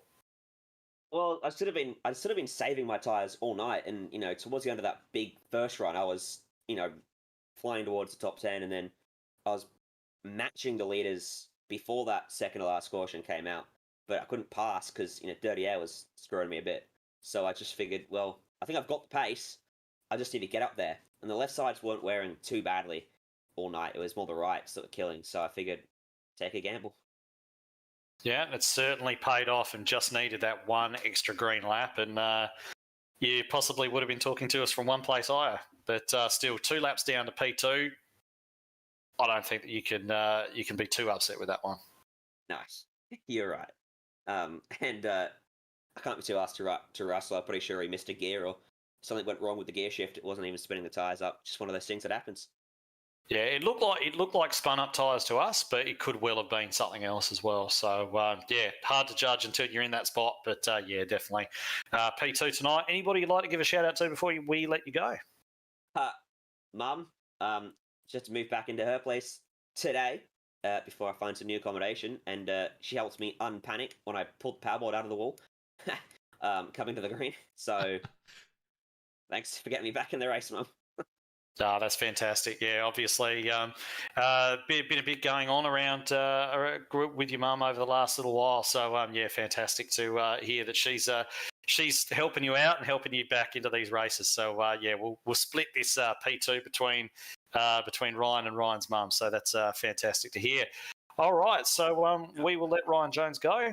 Thank you very much. Congratulations on the P2, and probably time now to have a bit of a chat with our winner, Luke Trahere. Lukey, Mr. Way Down himself, pulled one out of the bag, mate. Talk us through it.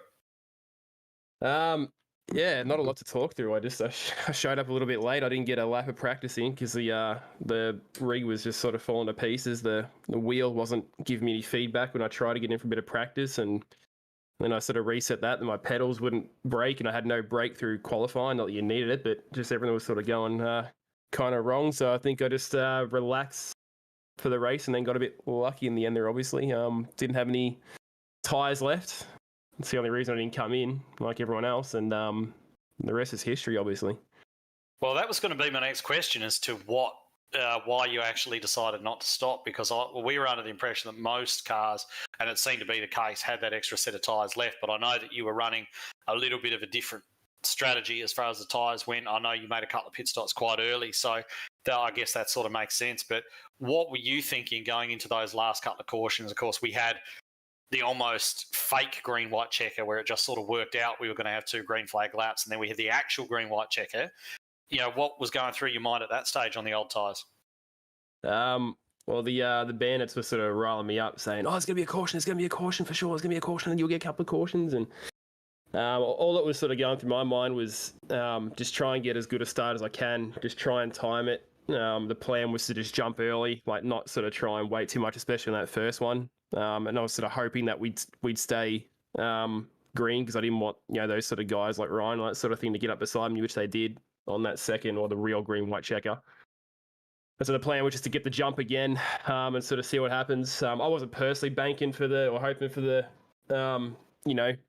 sort of gimme win with the yellow flag there at the end. I was hoping we'd sort of run it and see how we go. I'm sure the guys would have caught me, but I was going to give it a red hot crack anyway. But my tyres weren't too bad. I look after them pretty well.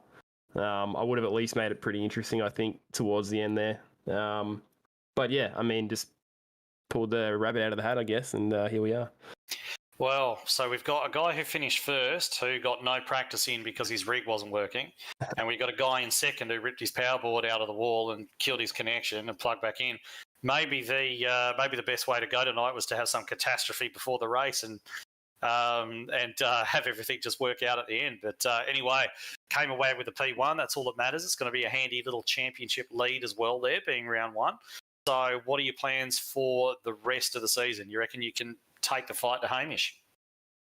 Oh yeah, I mean, I like the battles with Hamish. I mean, I don't know what it is. I've never really liked the Xfinity car, but it seems to kind of speak to me a little bit, because I'm not having as much success finding my feet with the Cup car at the moment, but the trucks seem to go well for me, and a couple of the results that I've got with the Xfinity car have just shocked me. Like, I really don't know what it is. I'm not in sync with the car like I'm sure Hamish is. It just, I don't know, whatever it is, the power, the aero, just, I don't know, it seems to work with my driving style. So I'll do as many races as I can. I actually didn't even know there was a race tonight. Like, I showed up late for the actual practice itself. I mean, I logged in, but I didn't even find out till probably about 7 o'clock that it was even happening.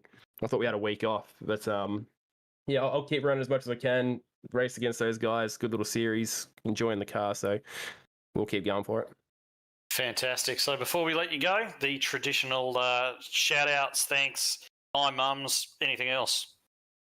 Yeah, of course, the bandits first and foremost. Those guys, we had a good old laugh for that race. You guys all know who those boys are. That's why we do it. We had have fun. First and foremost, so big shout out to those guys for keeping it way more interesting, even though it's a big barrel of fun on its own. Second, obviously, just to my main sponsor of the car, which is my own page for the Way Down. As I said in my last minute, it's sort of on the back burner at the moment because I've got a few other things going on with some of the writing journalism stuff I'm doing in MMA. So that sort of leads me to the next shout out, which is Eternal MMA, biggest mixed martial arts promotion in the country. Have been for a long time and will continue to be. Big event coming up for those guys next week on the Gold Coast, Jack Becker versus Aiden Aguilera. Huge card for anyone who's into mixed martial arts. If you like the UFC stuff, tune in for these guys. Got UFC Fight Pass. Tune in and give the local MMA scene a big old watch. A lot of these guys aren't, making a lot of money. In fact, they're making a pittance, of course, because it is the local sort of scene. So anything they can get in terms of shout outs, views, tune in to see their fights so they can get to the next level. It's much appreciated from those guys for sure. Second shout out, just to AGK42. Another sticker on my car. Bloke that I sort of grew up with back in the 2000s. Very successful graphic artist in Japan. Does a lot of fantastic work. Designed my logos for me for the car. Does a lot of great work. Can find him at AGK42 on Instagram. Check out his work. About 20,000 followers on Instagram. Very successful. Check his shit out for sure. Last but not least, shout out to ANZCAR, of course. Locked on lads for the broadcasts. You Ed for doing the comms tonight, obviously, which you didn't know, and shout out to Carl wherever he is. And he's in hospital, unfortunately. Of course, I saw that with the sick disc. Yeah, I did see that. Shout out to Carl.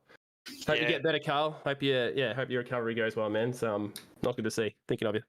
Yeah, he's definitely watching tonight, so I'm sure he'll appreciate that while I'm sitting here keeping his seat warm and basically making him look good by comparison. But definitely congratulations on the win. Everything sort of turned out in the end, and certainly, guys, everybody, please take notice of the organisations and sponsors and stuff that support the guys that we've got here, because it obviously makes a rising tide lifts all boats, as they say. And certainly the guys that are supporting Luke and the work that Luke's doing on the MMA side with all of that media stuff and everything. I've seen some of the stuff that he's put up on the socials about the interviews that he gets and things like that with some guys that are really making waves in that scene. So, fantastic to see. And congratulations to you on the win. And we'll probably let you go and celebrate from here. Thanks very much, Ed. All right. So that was Luke Trahair, your probably unexpected winner if we looked at the first 75% of this race, Wilco. It really kind of, I don't think anyone would have picked him at the start, starting from where he did. And it really was the perfect storm for him as far as the result went, and certainly even for our top 3 or 4. Yeah, look, him and Gary Wellman, we talked about them, and Ruben Phelps ran through the field as they did with a different strategy, as we know now. I think that last caution sort of wasn't the best thing for him, but turned out to be the best thing for him, if that makes any sense whatsoever. So, look, that he was fast from where he was all night. Obviously, we know why he'd used up that extra set of tyres, but yeah, good on him. Put himself in the right place at the right time and got the right conditions to get the big win to start the season, to be the championship leader going into round 2. So, and then you look at guys like Hamish Gallagher and Jaden Russell, who did everything right. Yep. Josh Micklemore as well, did everything right throughout the race and had it sort of taken away from them there at the end. I mean, we don't know what exactly happened with Jaden, whether it was wheel spin or whether it was like what the other guys were saying, that there was some sort of issue with the gear shift or anything. So not right for us to sort of cast any aspersions on that, even though it definitely looked like wheel spin to me, but it can be, looks can definitely be deceiving, but unfortunate for them. Ran everything right all night, had it taken away at the end. But that's allowed a few other guys to pop up and actually take some results. So certainly not the race result we were expecting after watching the race all the way through. It was a surprising finish and a good finish, I thought. Yep, definitely was. And like as you said, 18th for Hamish Gallagher, 21st for Jaden Russell, 2 that we definitely thought were going to be right up there going into tonight. Even Josh Micklemore in 8th. It's sort of those positions help him for the start of the season. Obviously, Justin Witcher, if he's going to be around all season, helps him out being 6th, finishing 5th. Michael Skurlock and Ryan Jones and Luke Trahair, obviously in the best spots for this. But such a good effort to see Noddy Tompkins, Phil Otto up there. Even Matt Knight in 7th, considering that the night he really had. Stevie Dubb in 9th and Nigel Patton there in 10th. Such a great job from all those people. Such a different result that we like to see every now and then. You don't want to see the same cars doing the same things all the time, but this was a really good one. So well done to all those guys involved. Thanks, Ed, for jumping in last minute, and that thoughts go out to Carl. But any final words, Ed, before we wrap this thing up? Yeah, I mean, thoughts with Carl, of course. It's just jump in here to keep your seat warm, as I say. But yeah, obviously hoping that he's on the road to recovery. As we sort of alluded to earlier on, awesome race start this season off. Really looking forward to see how the rest of it turns out. I've got one round penciled in where I'm actually going to come out and run this myself. I haven't run this car at all this year so far, but definitely going to get the car out at Belle Isle and have a run. So I'm looking forward to that. We'll see if I manage to get out for any other rounds as well. But if that aside, if this first race is anything to go by, this could be an absolute cracker of a season. Definitely will be. Already excited to be calling it for the next 11 weeks. But yeah, like I said, get well, Carl. Thank you everyone in chat who hung around and made the race interesting from our perspective as well. Keeping up the analytics by watching and chatting and subbing. All those people who we had stars sent tonight. That's all the stuff that keeps us going. So thank you very much. Locked On Lads is where our content is. LockedOnLads.com, Locked On Lads on Facebook, Locked On Lads YT on YouTube, Locked On Lads on Twitch. All that sort of stuff helps us out. LockedOnLads.com/Discord. Get in the Discord. There's been some great people jumping in there just recently. Good place to sit there and chat and watch all that kind of stuff. And see what's happening with all our other things that are happening, not just racing as well. So keep an eye out. Locked On iRacing podcast dropped a new episode last night. With all your news and results and a lot of other bits in chat. And we also have a new podcast starting very soon around the Logitech G Supercar Pro Invitational. So that'll drop next Wednesday, first episode of that. So keep an eye out for that. But thank you, Ed Foster. Go check out ANZCAR 3 times a week. They do racing, plus you've got the 87s that you'll ride around on the weekends as well with the Weekend Warriors. But yeah, definitely check out the ANZCAR stuff for all your oval needs. Until next week, which I don't even know where we're at. Do you have any idea, Ed? I can certainly tell you where we're going to be at when I take a look at the calendar. I should have been across this already. But we're going to Charlotte next week, so it's going to be another mile and a half.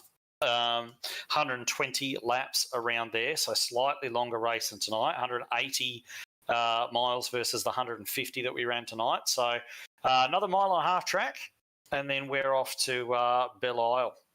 Ooh, for the yeah, that's going to be great. I mean, I'm partial to a street circuit myself, so yeah, looking forward to that one for absolute certain. And yeah, we've got a whole bunch of really nice circuits coming up later in the season as well, culminating with the final round at Watkins Glen on the 27th of July. Excellent. Cannot wait. But that's it for this week, everyone. Thank you for watching. And we will be back next week again with all the best Thunder action you can get. Thank you for watching and good night.